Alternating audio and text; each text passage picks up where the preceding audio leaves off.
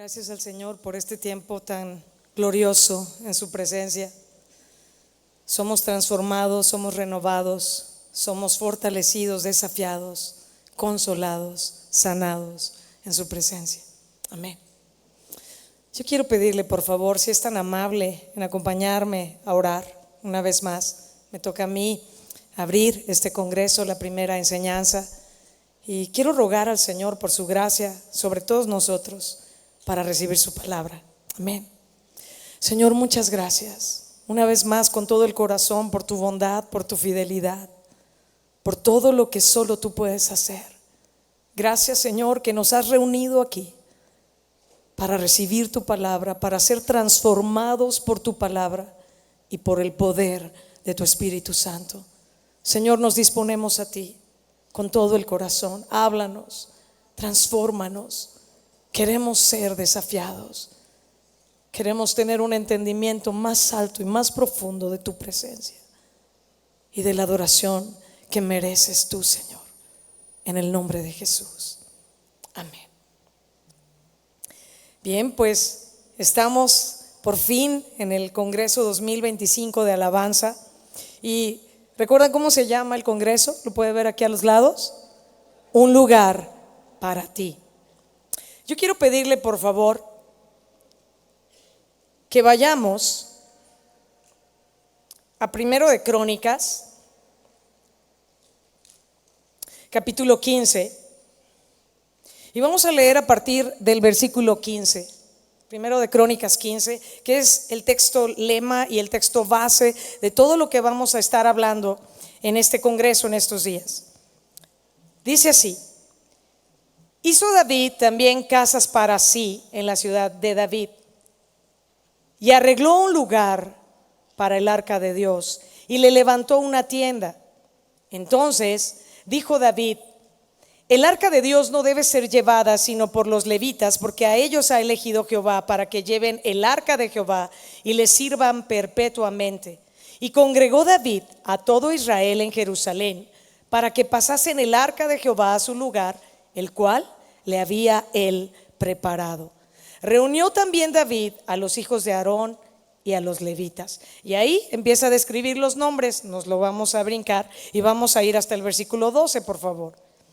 Y les dijo: vosotros que sois los principales padres de las familias de los levitas, santificaos vosotros y vuestros hermanos, y pasad el arca de Jehová, Dios de Israel, al lugar que le he preparado.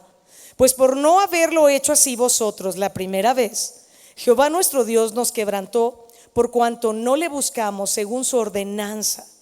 Así los sacerdotes y los levitas se santificaron para traer el arca de Jehová, Dios de Israel, y los hijos de los levitas trajeron el arca de Dios puesta sobre sus hombros en las barras, como lo había mandado Moisés, conforme a la palabra de Jehová. Versículo 16.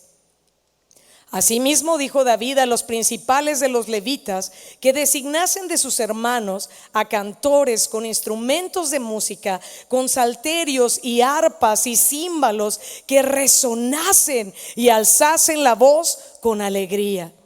Y los levitas designaron y ahí vienen nuevamente los nombres, me lo voy a brincar ahorita, ¿ok? Para ahorrar tiempo. Vamos al versículo 23. Berequías y Elcana eran porteros del arca, y Sebanías, Josafat, Natanael, Amasaí, Zacarías, Benaía, Eliezer, sacerdotes, fíjese bien, tocaban las trompetas delante del arca de Dios. Obed Edom y Jeías eran también porteros del arca.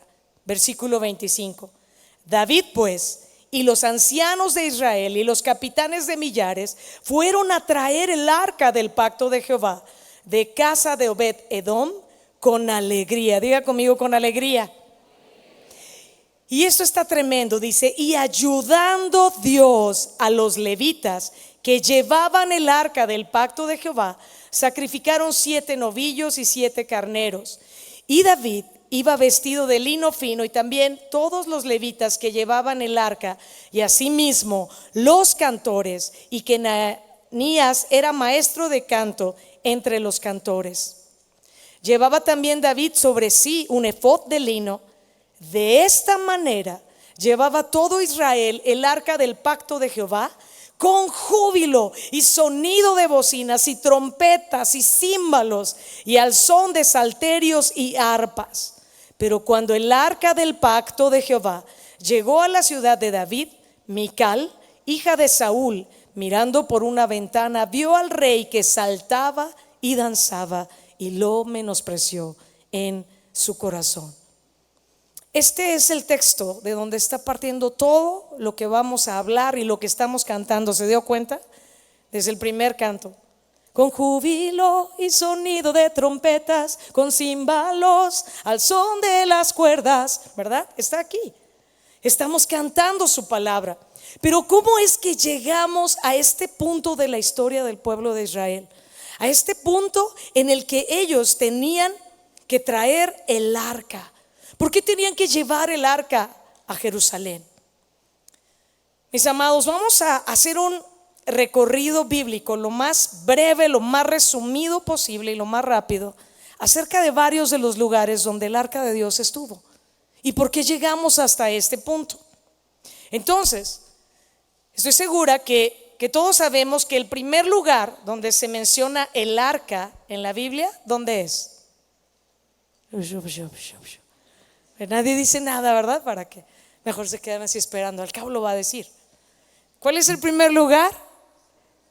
Tabernáculo, sí.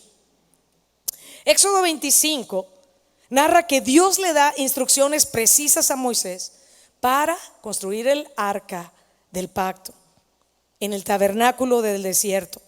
Nosotros podemos ver todo lo referente al tabernáculo desde el capítulo 25 al 40 por lo menos. El tabernáculo de Moisés, que era también conocido como el tabernáculo del testimonio, el tabernáculo de reunión, el tabernáculo en el desierto, mis amados, fue un lugar sagrado. Era un lugar donde los israelitas adoraban a Dios durante su peregrinación por el desierto después de que ellos salieron de la esclavitud de Egipto. ¿Cuántos sabían esto? Yo de todas formas estoy dando una breve reseña porque también sé que hay personas que vienen por primera vez o algunos que tienen poquito tiempo en el Señor y es importante dar todo este fundamento. Fíjate lo que dice Éxodo capítulo 25 versículo 8. Me va a tocar aquí sostener usted no se fija, ¿verdad? Mi computadora.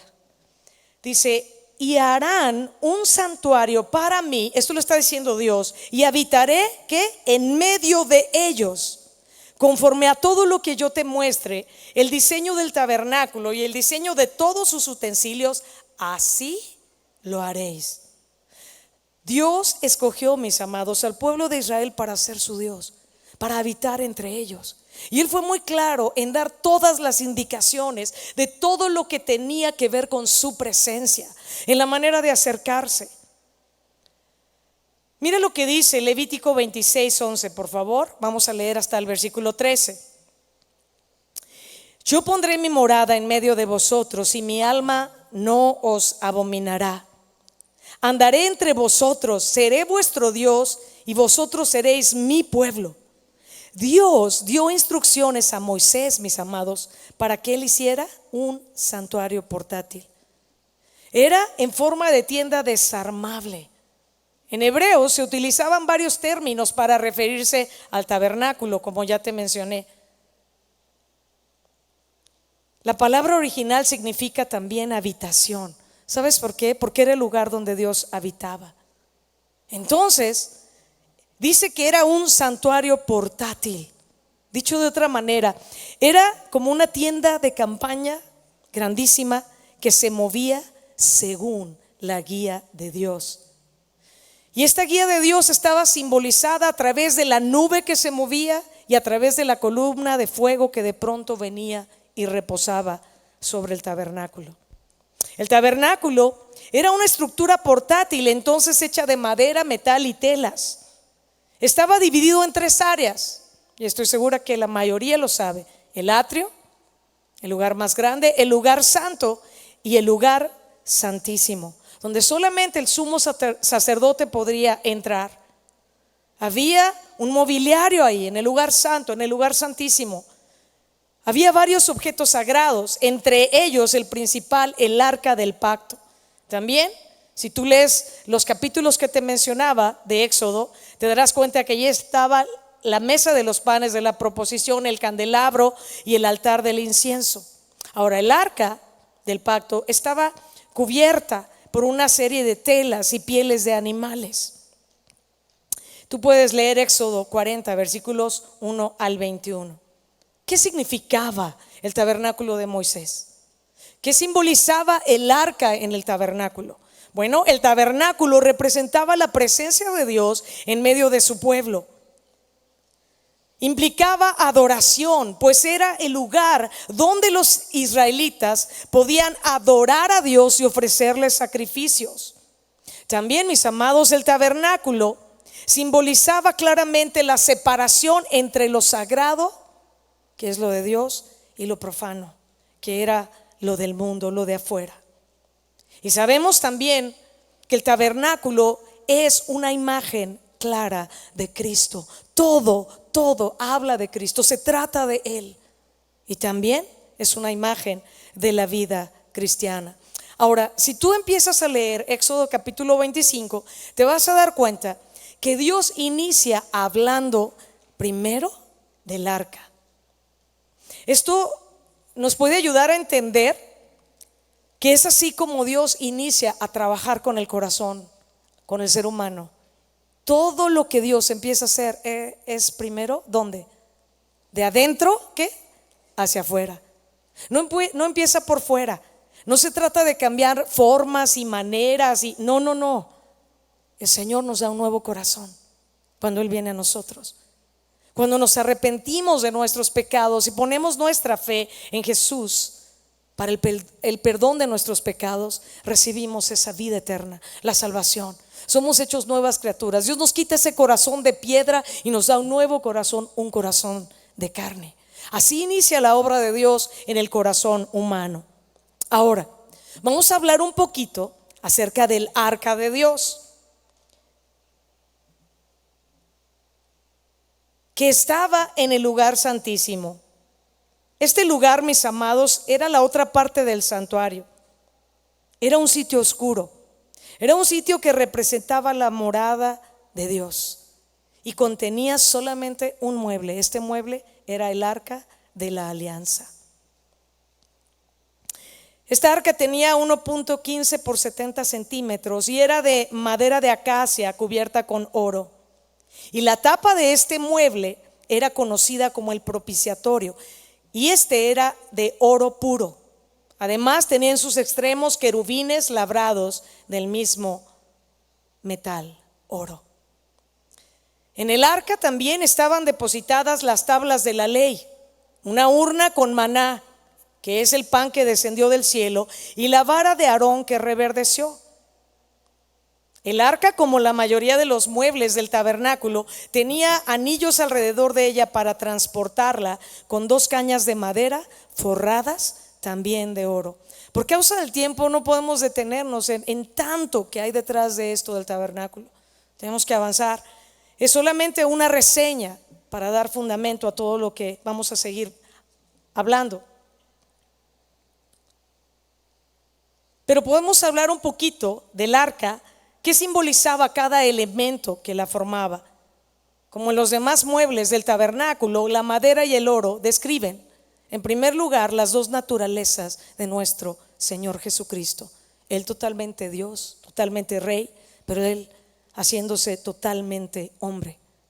Y como te decía, el arca fue el primer mueble que Dios ordenó a Moisés que debería de hacer.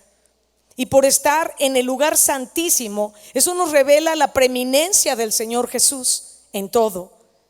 Él es digno de suprema adoración. Él es digno de estar solamente en la presencia de Dios, y Él es digno de suprema alabanza.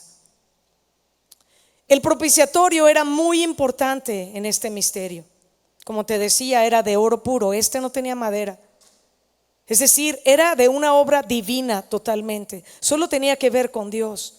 Este propiciatorio cubría los rayos de la ley que traían muerte, pues la ley es el conocimiento del pecado, como sabemos. Y la paga del pecado, dice la Escritura en Romanos, es muerte. Pero el regalo de Dios es vida eterna en Cristo Jesús. Pero es en este propiciatorio que se detenía este juicio. Y por lo cual el sumo sacerdote, a favor de todo el pueblo, podía venir ante la presencia de Dios. Y Dios prometió estar presente sobre el propiciatorio. Entonces el propiciatorio era una especie de trono portátil a lo largo de las varas del arca y se complementaba con una cubierta de alas de ángeles. Los querubines miraban hacia adentro del propiciatorio y sus alas lo cubrían. Aquí nosotros podemos ver la imagen de Dios como Rey de Israel, entronado en el propiciatorio.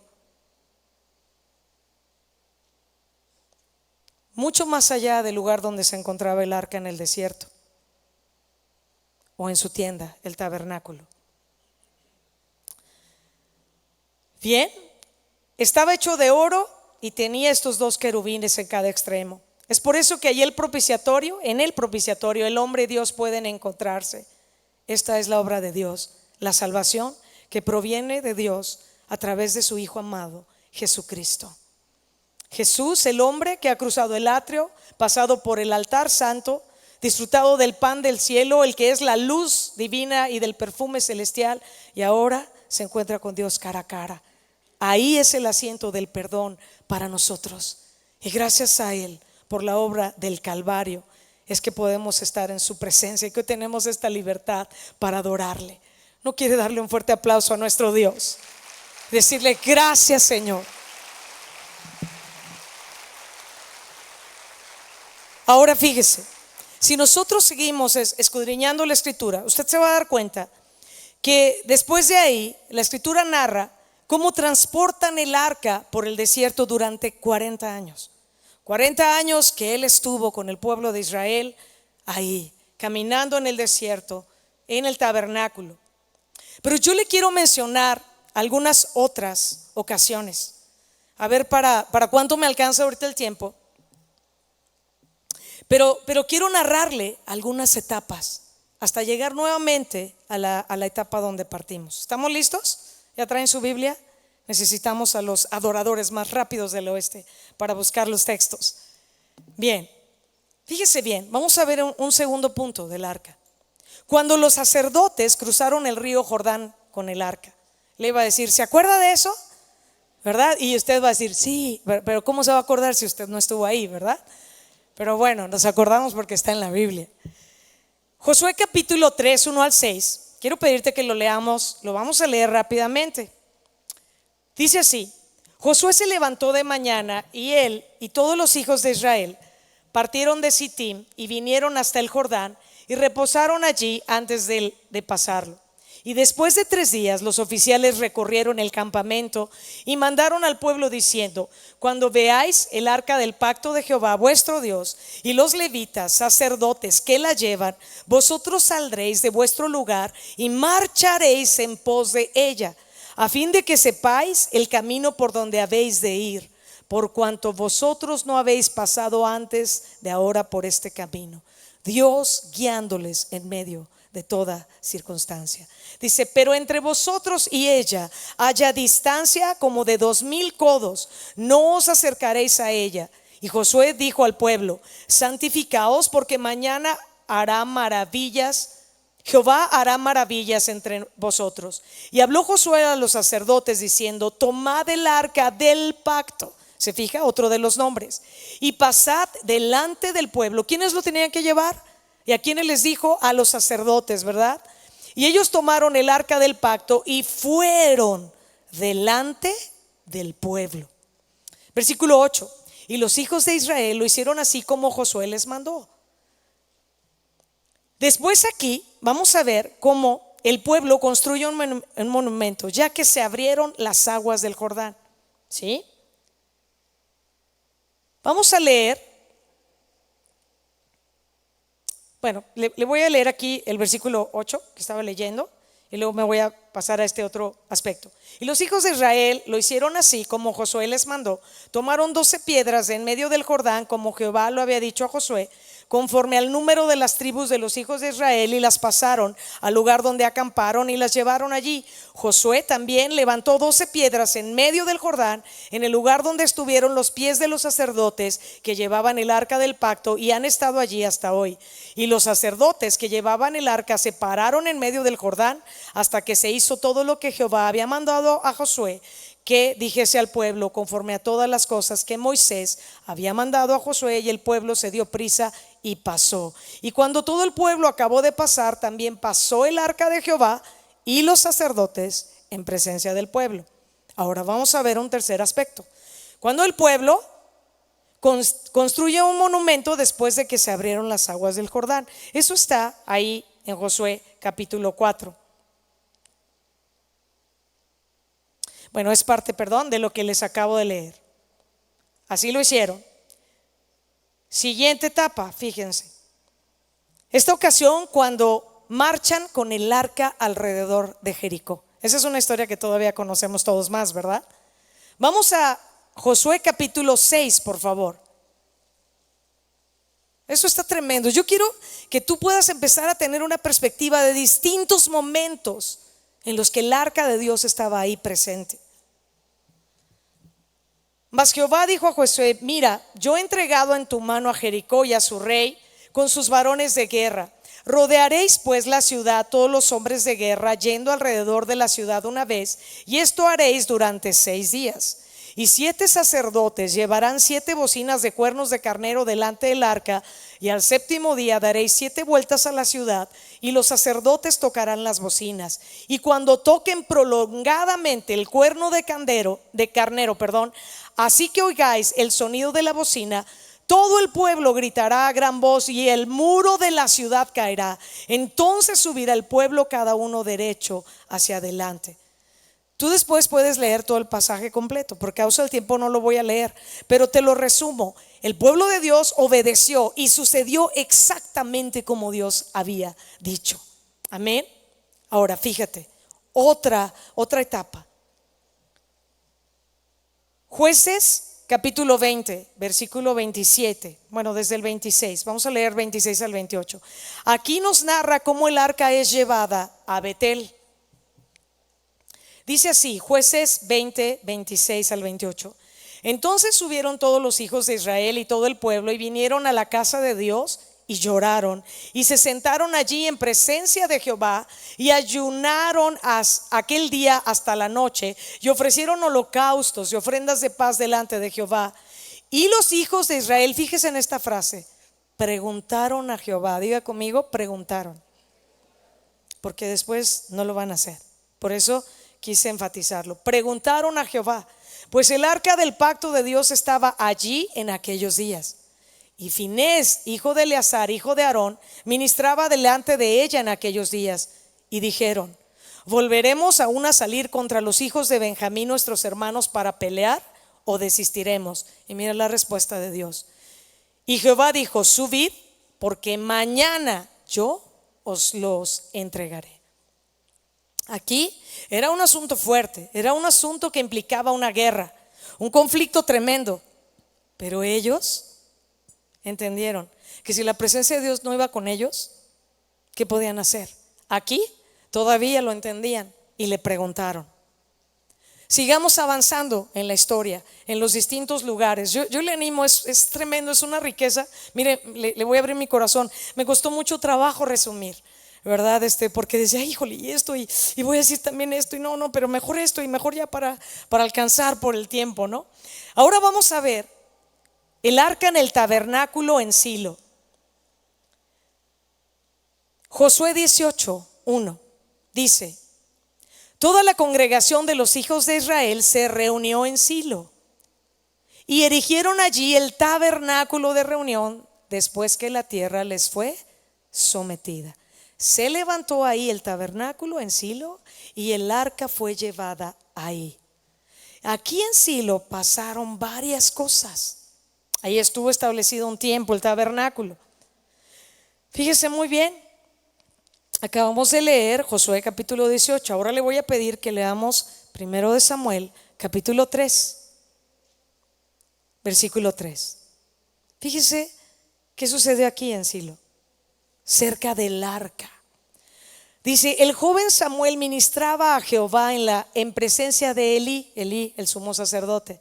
Y la palabra de Jehová, aquí empieza la cosa muy mal. Diga conmigo, aquí empieza la cosa muy mal. Le voy a decir por qué. La palabra de Jehová escaseaba en aquellos días. No había visión con frecuencia. Y aconteció un día que, estando Elí acostado en su aposento, cuando sus ojos comenzaban a oscurecerse de modo que no podía ver, Samuel estaba durmiendo en el templo de Jehová, donde estaba el arca de Dios. Y antes que la lámpara de Dios fuese apagada, Jehová llamó a Samuel y él respondió: heme aquí. Ahora, usted conoce la historia. Usted sabe que él no supo que era la voz de Dios. Samuel estaba muy tiernito todavía. Su mamá lo había dejado ahí, ¿verdad? Para servir a Dios, porque él había sido una respuesta, un milagro para Ana, la mamá de Samuel, y ella lo consagró a Dios. Bueno, Samuel es un profeta que en especial, ¿verdad? Creo que hay mucha afinidad, porque él entendía muchas cosas respecto de la música y la adoración a Dios. Bueno, Dios lo llama, él durmiendo cerca del arca. Un Dios que se comunica. Mire, hay algo que me parece muy importante comentarle desde el tabernáculo. Dios queriendo morar con su pueblo. Un Dios cercano. Un Dios que quería tener relación, comunicación con su pueblo.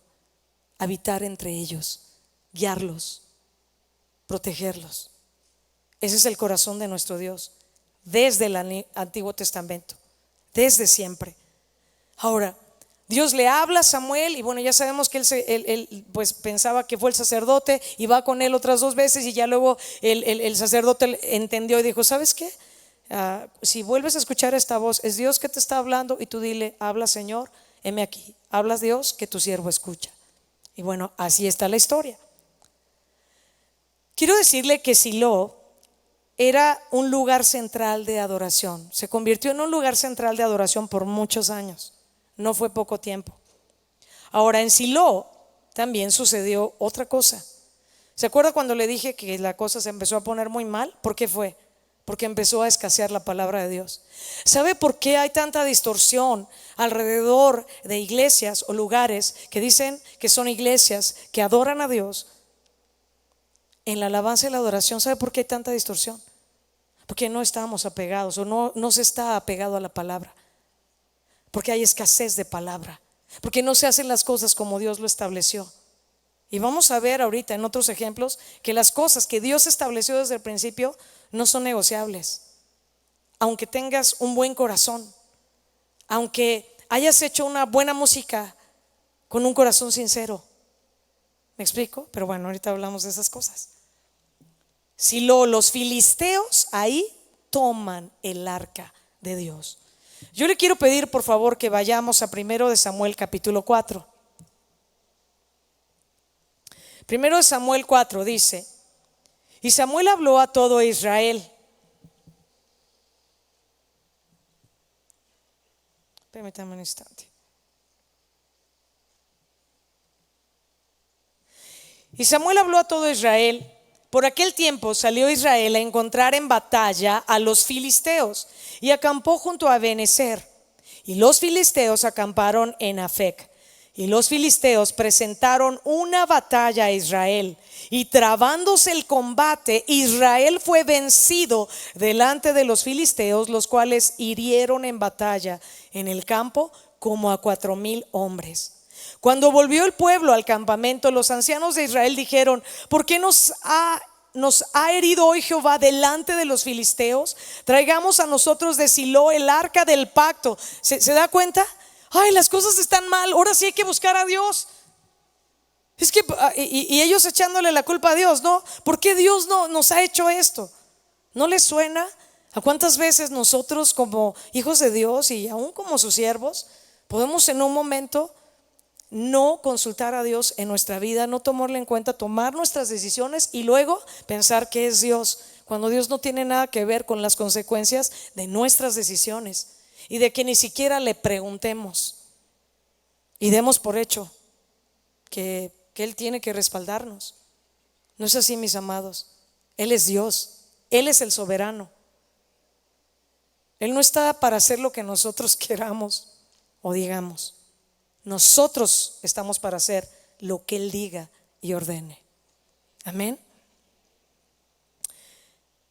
Bueno, volvemos a leer versículo 3. Cuando volvió el pueblo al campamento, los ancianos de Israel dijeron: ¿por qué nos ha herido hoy Jehová delante de los filisteos? Traigamos a nosotros de Silo el arca del pacto de Jehová, para que viniendo entre nosotros, fíjese, nos salve de la mano de nuestros enemigos. Y envió el pueblo a Silo, y trajeron de allá el arca del pacto de Jehová de los ejércitos, que moraba entre los querubines. Y los dos hijos de Elí, Ofni y Finés, estaban ahí con el arca del pacto de Dios. Aconteció que cuando el arca del pacto de Jehová llegó al campamento, fíjense, o sea, ellos ya dijeron: no, ya, la presencia de Dios, ay, aleluya, está aquí. Como cuando de pronto alguien piensa que solo por tener una música, cierto tipo de música estruendosa, o producir ciertas cosas, ya por lo que se siente la presencia de Dios está ahí. Pero no. Aconteció que cuando el arca del pacto de Jehová llegó al campamento, todo Israel gritó con tan gran júbilo. Imagínense esto, que la tierra tembló. ¿Cuántos han estado en un lugar, en un segundo o tercer piso, que pasan esos camiones pesadísimos y sientes que todo vibra? Pero ¿cuántos más, verdad? En un terremotito ahí. O sea, imagínense esto. Gritaron tan fuerte que tembló la tierra. Y era por el júbilo, ¿verdad? Porque dijeron: ya, estamos salvados. Y fíjese, versículo 6: cuando los filisteos oyeron la voz de júbilo, dijeron: ¿qué voz de gran júbilo es esta en el campamento de los hebreos? Y supieron que el arca de Jehová había sido traída al campamento. Y los filisteos tuvieron ¿qué? Miedo. Ellos sabían de la fama de Dios, de la presencia de Dios en medio de su pueblo. Pero mire lo que sucedió. Porque decían: ha venido Dios al campamento. Y dijeron: ay de nosotros, pues antes de ahora no fue así. Ay de nosotros, ¿quién nos librará de la mano de estos dioses poderosos? Obviamente ellos lo dijeron así porque ellos eran paganos. Estos son los dioses que hirieron a Egipto con toda la plaga en el desierto. Y mira lo que ellos determinaron: esforzaos, oh filisteos, y sed hombres, para que no sirváis a los hebreos como ellos os han servido a vosotros. Sed hombres y pelead. Pelearon pues los filisteos, e Israel fue vencido, y huyeron cada cual a sus tiendas, y fue hecha muy grande mortandad. ¿Pero de quiénes, mis amados? Pues cayeron de Israel 30,000 hombres de a pie, y el arca de Dios fue tomada, y muertos los dos hijos de Elí, Ofni y Finés. ¿Sabes por qué fue? Porque Elí fue un padre que deshonró a Dios, siendo permisivo y permitiendo que sus hijos cometieran pecados graves, que fornicaran con las mujeres del pueblo. Y no hizo nada. Y vino el juicio de Dios, y la palabra escaseaba. Ahora, fíjese, hay personas que realmente no tienen una comunión con Dios. Y aquí quiero decir algo muy, muy, muy importante para nosotros, como siervos de Dios en la alabanza, como ministros de alabanza. Todo en nuestro servicio tiene que ver con la presencia de Dios. Te lo repito, para nosotros como ministros de alabanza, todo en nuestro servicio, todo lo que tú y yo hacemos, de tocar, cantar, danzar, prepararnos, todo tiene que ver con la presencia de Dios en medio de nosotros. No podemos ser ligeros, más bien no debemos, porque sí podríamos, como lo fue el pueblo de Israel. Y no somos mejores que ellos. Tú y yo descuidamos nuestra vida y podemos igual actuar como ellos. Ellos realmente no se humillaron, no se arrepintieron, no consultaron a Dios. Ellos simplemente: ¿sabes qué? Tráete el arca, ¿verdad? Que Dios nos ayude ahorita, que nos saque de esta. No funcionó así, ni funcionará, porque Dios no está para hacer nuestra voluntad. Nosotros estamos para hacer la voluntad de Dios. Amén. Hay mucha enseñanza aquí, mis amados, pero algo que les puedo decir es que si tú lees todos estos textos, te vas a dar cuenta que el pueblo de Israel fue ligero con Dios, que se acostumbraron a estar en un lugar establecidos, que se acostumbraron a la presencia de Dios, pero empezaron a ser ligeros, a no tener reverencia, a no amar y honrar y respetar la presencia de Dios, del Dios santo. Y como les dije, los hijos de Elí abusaron del sacerdocio. Mis amados, esta es una seria advertencia para nosotros de no tomar a la ligera la presencia de Dios. Y qué terrible, ¿no? Aquí pareciera que ellos lo tomaron como si fuera su amuleto. Qué tremendo. Qué tremendo. Aún cristianos, ay, me voy a llevar mi cruz porque esto me recuerda al Señor Jesús. ¿Y qué te pasa? Nada que ver. En fin, seguimos avanzando. Aquí la cosa empezó todavía peor. Se llevaron el arca, mis amados. Y vamos a ver otra escena ya del arca de Dios en la tierra de los filisteos.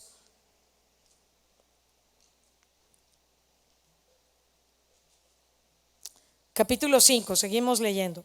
Cuando los filisteos capturaron el arca de Dios, la llevaron desde Benecer a Asdod, y tomaron los filisteos el arca de Dios y la metieron en la casa de Dagón, o sea, ahí con su ídolo, ¿verdad? Y la pusieron junto a Dagón. Y cuando al siguiente día los de Asdod se levantaron de mañana, he aquí Dagón postrado en tierra delante del arca de Jehová. Y tomaron a Dagón y lo volvieron a su lugar. Y volviéndose a levantar de mañana al siguiente día, he aquí que Dagón había caído postrado en tierra delante del arca de Jehová, y la cabeza de Dagón y las dos palmas de sus manos estaban cortadas sobre el umbral, habiéndole quedado a Dagón el tronco solamente. ¿Qué tal? ¿Usted cree que Dios va a permitir la idolatría en su presencia? Y aquí podríamos decir, claro, pero pues era Dagón, era el dios ahí de los paganos. Pero esto nos debe de ayudar a ti y a mí a entender que ninguna idolatría será grata delante de Dios y tampoco será permitida. Ninguna. Él es el único Dios vivo, verdadero, soberano, el Rey eterno. Sí, apláudele fuerte. Ninguna idolatría delante de él. Versículo 6. Y se agravó la mano de Jehová sobre los de Asdod. O sea, ¿tú crees que Dios va a tomar de manera ligera a alguien que no respeta su presencia? ¿Sí o no? Bueno, dije, ya se fueron con el Señor y me quedé sola. Y se agravó la mano de Jehová sobre los de Asdod y los destruyó y los hirió con tumores en Asdod y en todo su territorio. Y viendo esto, los de Asdod dijeron: no quede con nosotros el arca de Dios de Israel, porque su mano es dura sobre nosotros y sobre nuestro Dios Dagón. Convocaron pues a todos los principales de los filisteos y les dijeron: ¿qué haremos del arca de Dios de Israel? Y ellos respondieron: pásese el arca de Dios de Israel a Gat.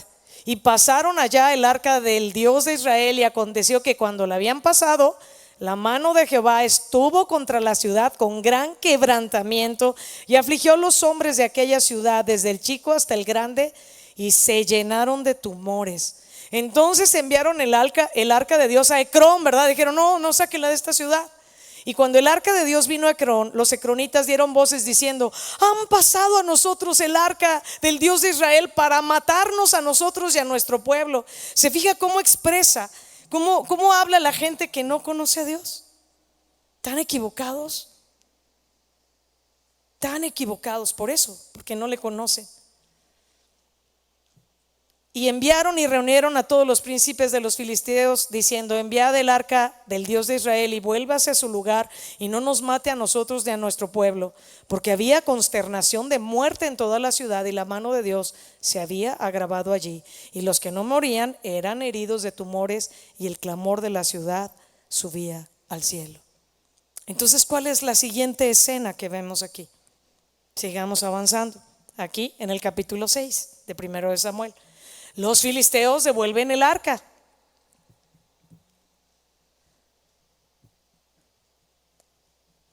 A la ciudad de Bet-Semes. Estuvo el arca de Jehová en la tierra de los filisteos 7 meses. Entonces los filisteos, llamando a los sacerdotes y adivinos, preguntaron: ¿qué haremos del arca de Jehová? Hacednos saber de qué manera la hemos de volver a enviar a su lugar. Ellos dijeron: si enviáis el arca de Dios de Israel, no la enviéis vacía, sino pagadle la expiación. Mira, al menos entendían un poquito, ¿no? Entonces seréis sanos y conoceréis por qué no se apartó de vosotros su mano. Y ellos dijeron: ¿y qué será la expiación que le pagaremos? Ellos respondieron: conforme al número de los príncipes de los filisteos, 5 tumores de oro y 5 ratones de oro, porque una misma plaga ha afligido a todos vosotros y a vuestros príncipes. Haréis pues figuras de vuestros tumores y de vuestros ratones que destruyen la tierra, y daréis gloria al Dios de Israel. Quizá aliviará su mano de sobre vosotros y de sobre vuestros dioses y de sobre vuestra tierra. ¿Por qué endurecéis vuestro corazón como los egipcios y Faraón endurecieron su corazón? Después que los había tratado así, ¿no los dejaron ir y se fueron? Haced pues ahora un carro nuevo y tomad luego 2 vacas que críen, a los cuales no haya sido puesto yugo, y uncid las vacas al carro y haced volver sus becerros de detrás de ellas a casa. Tomaréis luego el arca de Jehová y la pondréis sobre el carro, y las joyas de oro que le habéis de pagar en ofrenda por la culpa las pondréis en una caja al lado de ella, y la dejaréis que se vaya, y observaréis si sube por el camino de su tierra a Bet-Semes. Él nos ha hecho este mal tan grande, y si no, sabremos que no es su mano la que nos ha herido, sino que esto ocurrió por accidente. Diga conmigo: sí, cómo no. O bueno, ay, ajá, pues. A ver. Versículo 10: y aquellos hombres lo hicieron así. Tomando 2 vacas que criaban, las uncieron al carro y encerraron en su casa sus becerros. Luego pusieron el arca de Jehová sobre el carro y la caja con los ratones de oro y las figuras de sus tumores. Y las vacas se encaminaron por el camino de Bet-Semes y seguían camino recto, andando y bramando, sin apartarse ni a derecha ni a izquierda. Y los príncipes de los filisteos fueron tras ellas hasta el límite de Bet-Semes. Y aquí está muy claro, ¿verdad? Vamos a que llegó el arca. Vamos al versículo 15: y los levitas bajaron el arca de Jehová y la caja que estaba junto a ella, en la cual estaban las joyas de oro, y las pusieron sobre aquella gran piedra. Y los hombres, fíjese esto, de Bet-Semes sacrificaron holocaustos y dedicaron sacrificios a Jehová en aquel día. Cuando vieron esto, los 5 príncipes de los filisteos volvieron a Creón el mismo día. Qué tremendo, ¿no? Ver lo que producía el arca de Dios en medio de la batalla, lo que produjo en medio de los paganos que ni creían en él ni lo respetaban, lo que produjo que estuviera detrás de un ídolo, y que Dios no va a permitir la idolatría. Y las enseñanzas que podemos tener o extraer, algunas, porque no es todo lo que les voy a decir, es: número 1 de estos pasajes, el pueblo usó el arca como un símbolo de poder sin buscar a Dios. Qué grave, ¿no? Qué grave cuando alguien pueda aún usar su propio ministerio, ¿verdad? El lugar que Dios por su gracia te ha dado, el llamado que te ha dado, pero sin estar buscando a Dios, y no usarlo para adorarle a Él y darle la gloria, sino como un lugar. Qué feo se oye esto, como un símbolo de poder, como algo para ti. Cuando la predicación se llama ¿cómo? Un lugar para ti, un lugar para Dios. Porque David preparó un lugar para el arca de Dios.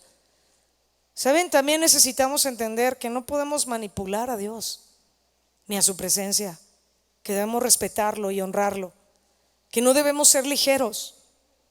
Y te voy a decir algo: la presencia de Dios no está para cumplir nuestros deseos personales.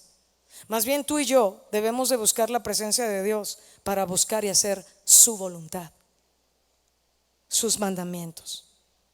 Ahora fíjese, si usted sigue leyendo ahí en 1 Samuel, mira, lo leemos rápido, déjeme ver el tiempo. Okay. Dios hace morir a unos hombres ligeros por mirar dentro del arca. Mire, 1 Samuel 6, 19 al 21 dice: entonces Dios hizo morir a los hombres de Bet-Semes porque habían mirado dentro del arca de Jehová. Hizo morir del pueblo a 50,060 hombres. Y lloró el pueblo porque Jehová había herido con tan gran mortandad. Y dijeron los de Bet-Semes: ¿quién podrá estar delante de Jehová el Dios santo? ¿A quién subirá desde nosotros? y enviaron mensajeros a los habitantes de Kiriat Jearim diciendo: los filisteos han devuelto el arca de Jehová, descended pues y llevadla con vosotros. Qué tremendo, ¿no? En lugar de humillarse, de arrepentirse, llévensela, como muchos. Cuando la mano de Dios empieza a resistir, ¿verdad? En lugar de dar respuestas, le dan la espalda al Señor. Ahora, enseguida tú te vas a dar cuenta, en 1 Samuel 7, que llevaron el arca a casa de Abinadab en Kiriat Jearim. Ahí, mis amados, me da mucha tristeza decirte, nomás te voy a decir el versículo 1 y 2. Vinieron los de Kiriat Jearim y llevaron el arca de Jehová y la pusieron en casa de Abinadab, situada en el collado, y santificaron a Eleazar su hijo para que guardase el arca de Jehová. Todo esto está bien. Desde el día que llegó el arca a Kiriat Jearim, pasaron muchos días, y esto es lo que me da tristeza: 20 años. 20 años. Se me hace un nudo aquí. Y toda la casa de Israel lamentaba en pos de Jehová. Después tú vas a ver narraciones como en 1 Samuel 14, que Saúl, cuando ya él es ungido rey, ¿recuerdan? El rey Saúl, que el pueblo de Israel siguió mal y mal y mal, y después pidieron rey y le dieron la espalda a Dios todavía más. O sea, 20 años sin el arca de Dios. Bueno, dice aquí en 1 Samuel 14, 18, y Saúl dijo a Ahías: trae el arca de Dios, porque el arca de Dios estaba entonces con los hijos de Israel. Igual, como si fuera cualquier cosa. Pero aquí empieza nuevamente este celo de un hombre de Dios como el rey David, a quien nosotros como ministros de alabanza, ¿verdad? Muchas veces se nos hace referencia, y es un hombre de Dios que nosotros en la Biblia amamos todo lo que Dios le dio y Dios hizo con él. David intentó, mis amados, llevar el arca de Dios a Jerusalén, pero la primera vez que lo intentó no lo hizo bien. Qué tremendo cuando hacemos las cosas, aunque sean sinceras, con todo el corazón, pero con un corazón o sinceramente equivocados. David intentó llevar el arca a Jerusalén. Eso está en Samuel capítulo 6. Y trasladaron el arca en un carro a la casa de Obed-Edom. Y ustedes saben qué sucedió ahí, ¿verdad? Miren, vamos a leerlo rápido. David volvió a reunir a todos los escogidos de Israel, 30,000, y se levantó David y partió de Baalá de Judá con todo el pueblo que traía consigo para hacer pasar de allí el arca de Dios, sobre el cual era invocado el nombre de Jehová de los ejércitos, que mora entre los querubines. Pusieron el arca de Dios sobre un carro nuevo. Esto era algo que Dios había ordenado desde Éxodo, ¿sí o no? Dígalo fuerte. No. ¿Quiénes hicieron eso de ponerlo en un carro nuevo? Los filisteos, los del mundo. ¿Se da cuenta? Aquí hay un principio, no sé si lo alcanzas a ver. ¿Tú crees que vamos a agradar a Dios cuando tomamos cosas del mundo para traerlas aquí a la iglesia? Cuando nos reunimos para adorar a Dios, ritmos, estilos, música. O sea, no estoy hablando de ninguno en especial. Yo nada más te digo, ¿tú crees que Dios le va a honrar que traigamos las cosas del mundo, que hagamos las cosas como los del mundo, para que su presencia se manifieste en medio de nosotros? ¿Sí o no?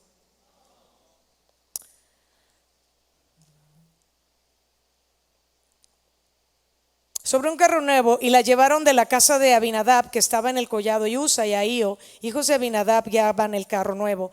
Y cuando lo llevaban de la casa de Abinadab, que estaba en el collado, con el arca de Dios, Ahío iba delante del arca. Y David y toda la casa de Israel, ya estaban felices. Ellos pensaban, ya tenemos la presencia de Dios con nosotros, ¿no? Dice, danzaban delante de Jehová con toda clase de instrumentos de madera de haya, con arpas, salterios, panderos, flautas y címbalos. Eso no estaba mal. Eso pasó en la segunda vez, cuando ya la trajeron, cuando te leí todo el texto de donde es la base de este congreso. Versículo 6: cuando llegaron a la era de Nacón, Usa extendió su mano al arca de Dios y la sostuvo, porque los bueyes tropezaban. Y el furor de Jehová se encendió contra Usa y lo hirió allí Dios por aquella temeridad. ¿Cómo lo llamó Dios? Aquella temeridad. Bueno, la Reina Valera dice así: y cayó allí muerto junto al arca de Dios, y se entristeció David por haber herido Jehová a Usa, y fue llamado a aquel lugar Pérez Usa hasta hoy. Y temiendo David a Jehová aquel día, dijo: ¿cómo ha de venir a mí el arca de Jehová? De modo que David no quiso traer para sí el arca de Jehová a la ciudad de David, y la hizo llevar David a la casa de Obed Edom Geteo. Y estuvo el arca de Jehová en casa de Obed Edom Geteo 3 meses. Pero fíjese la diferencia aquí. Aquí dice: y bendijo Jehová a Obed Edom y a toda su casa. ¿Y qué? Bendijo. Ahora estaba en la casa de un levita. Obed Edom, un hombre que sí temía a Dios, que entendía cómo hacer las cosas, fue bendecido por honrar la presencia de Dios. Y esto, mis amados, nos debe de ayudar a nosotros a entender que cuando hacemos las cosas a la manera de Dios, que cuando honramos a Dios y agradamos su corazón y tenemos una actitud correcta, eso va a traer bendición. ¿Cómo somos tú y yo respecto de la presencia de Dios? Y aquí ya llegamos al punto en el que partimos en esta enseñanza. Crónicas 15 o Samuel 6, 12 al 17. David lleva el arca a Jerusalén y la coloca en una tienda especial. Esta tienda especial era también conocida como el tabernáculo de David, y vamos a ir hablando más en este congreso. Una apertura para que todos se acercaran a adorar a Dios. Primero de Crónicas 15:1. Hizo David también casas para sí en la ciudad de David, y arregló un lugar para el arca de Dios y le levantó una tienda. Por eso es que este congreso se llama Un Lugar para Ti. Viendo el corazón del rey David preparando un lugar para su Dios. David restauró el honor y la adoración al arca de Dios. David lo hizo con otro entendimiento, lo hizo con gozo, con música, con sacrificios, pero también con humildad. El lugar correcto de la presencia de Dios, mis amados, es ahí el centro de la adoración genuina. Si tú sigues leyendo, después te vas a dar cuenta que el arca fue llevada al templo de Salomón, que se ubicó en el lugar altísimo del templo. Que la nube de la gloria de Dios descendió, y dice que todos quedaron postrados por la gloria de Dios en el templo. Tú puedes seguir leyendo la escritura. ¿Y dónde está el arca hoy? El Antiguo Testamento menciona el arca por última vez en 2 de Crónicas 35. Allí, una vez hallado el libro de la ley, el rey Josías celebró la Pascua. Luego instruyó a los levitas para que regresaran el arca al templo. El Nuevo Testamento entonces solo menciona el arca en estos dos lugares, haciendo alusión. Una es Juan 1:14 y Hebreos capítulo 8 y Hebreos capítulo 9. Los estudiosos creen que cuando los babilonios destruyeron Jerusalén en 586 a.C. y saquearon el templo, probablemente Nabucodonosor tomó el arca y la destruyó. Antes de terminar, quiero leerte otro versículo de principio a fin en la Biblia, hablando del arca de Dios, la presencia de Dios. Pero este versículo está tremendo, porque habla del lugar santísimo celestial. Apocalipsis 11:19, mis amados, por favor. Dice: el templo de Dios fue abierto en el cielo, y el arca de su pacto se veía en el templo. Y hubo relámpagos, voces, truenos, un terremoto y grande granizo. Mis amados, el arca del pacto fue la representación visual para el pueblo de Israel de la presencia de Dios. Por esta razón la trasladaban frente al ejército israelita en su camino a la tierra prometida. Cuando cruzaron el Jordán, como lo leímos, Dios cruzó primero, y los levitas que llevaban el arca del pacto caminaron sobre tierra seca. La Biblia nos narra, como ya vimos, momentos contrastantes en los que el arca fue llevada a batalla. Una la vimos, la primera, cuando consultaron a Dios, y Dios les dijo sí vayan, pero la segunda, que no consultaron, y hubo una terrible consecuencia, una mortandad impresionante.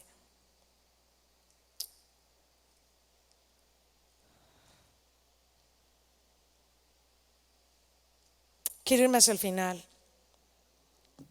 Mis amados, un Dios que ha querido habitar en medio de nosotros, en medio de su pueblo desde el inicio. Un Dios que de tal manera amó al mundo que envió a su Hijo para que todo aquel que en él cree no se pierda, mas tenga vida eterna. Un Dios que dijo: y llamará su nombre Emmanuel, que traducido significa, dígalo conmigo, Dios con nosotros.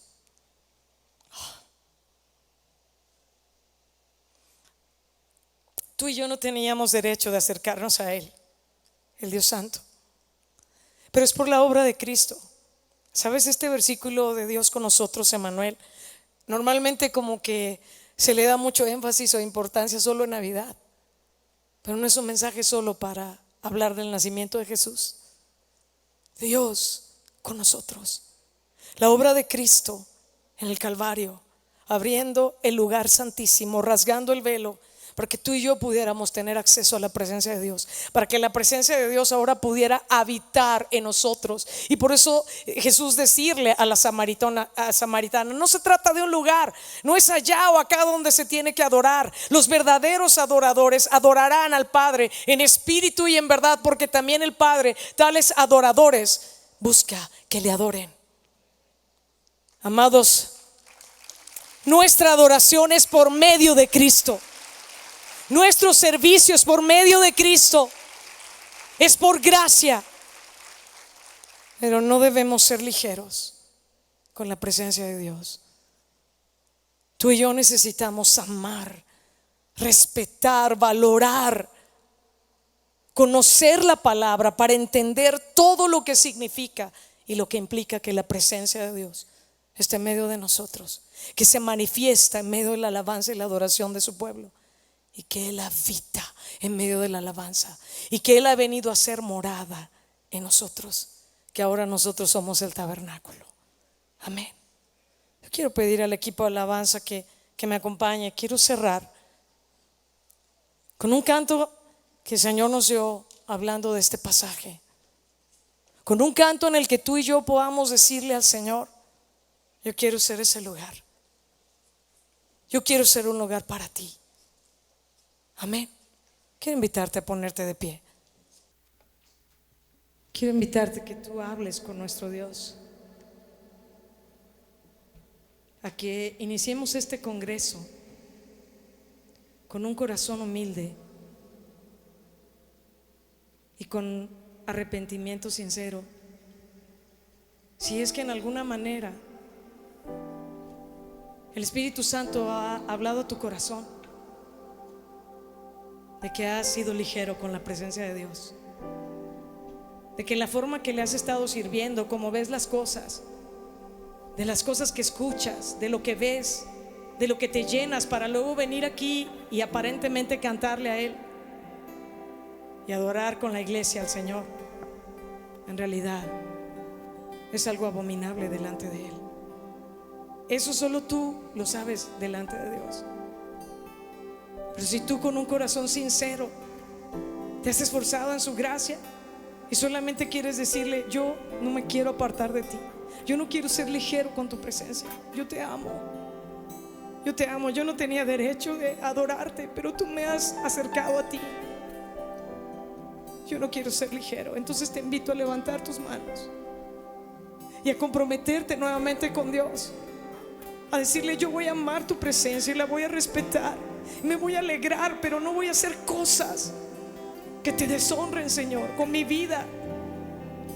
No solamente lo que hago cuando me reúno con mis hermanos para adorarte, lo que yo hago con mi vida personal, Señor. Señor, aquí estamos tus siervos, tu iglesia, tus ministros de alabanza, con un corazón sincero, pidiéndote que hagas una obra, un antes y después en nuestra vida, en este tiempo de encuentro contigo, para amar y respetar y valorar y honrar tu presencia, para vivir con temor de ti, de ofenderte, de pecar.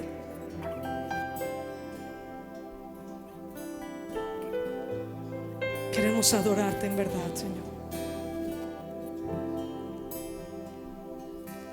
Tú hiciste los cielos, honor y majestad te rodean, poder y alegría hay en tu morada. Familias de naciones te adoren, Señor. No hay Dios como tú. Eres mi Dios fuerte y glorioso. Como una ofrenda me presento ante ti. Me postraré, te adoraré en todo tu santo esplendor. Si los cielos de los cielos no te pueden contener,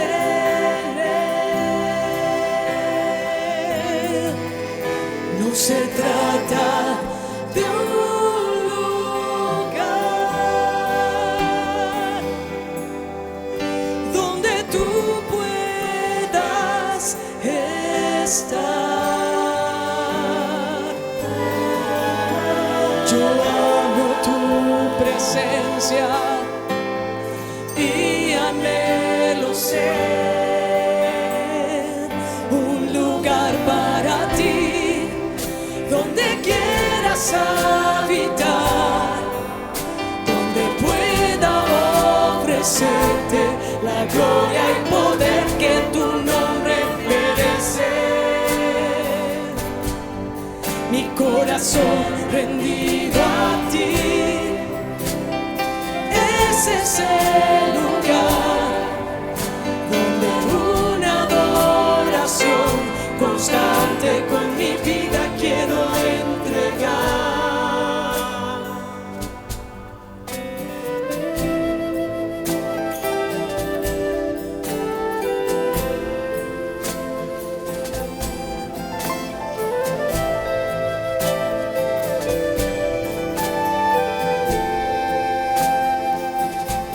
Tú hiciste los cielos, honor y majestad te rodea, poder y alegría hay en tu morada. Familias de naciones te adoren, Señor. No hay Dios como tú. Eres mi Dios fuerte y glorioso. Como una ofrenda me presento ante ti. Me postraré, te adoraré en todo tu santo esplendor. Si los cielos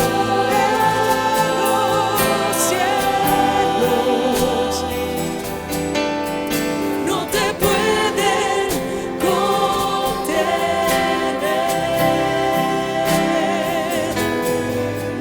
no se trata de un lugar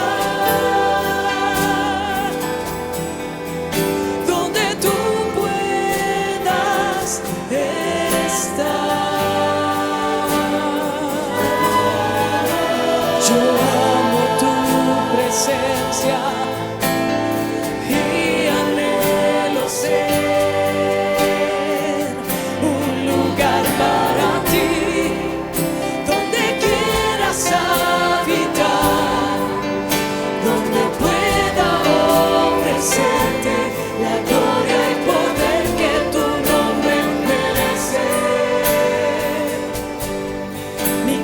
corazón rendido a ti.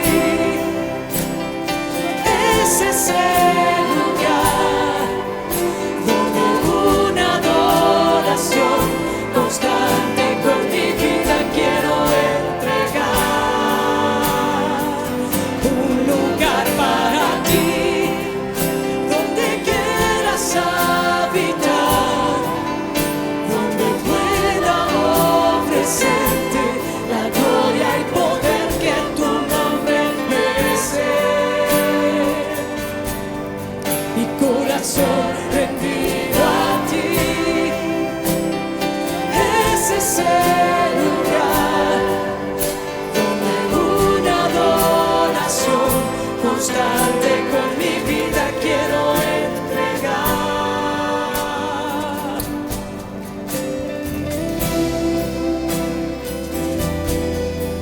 Nos consagramos a ti, Señor.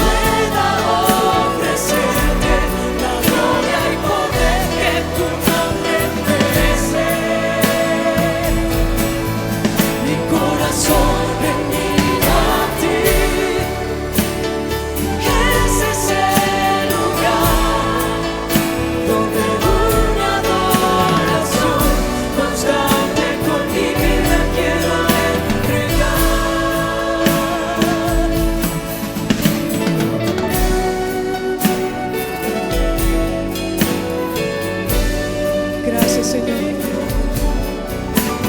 por la obra que has iniciado en el corazón.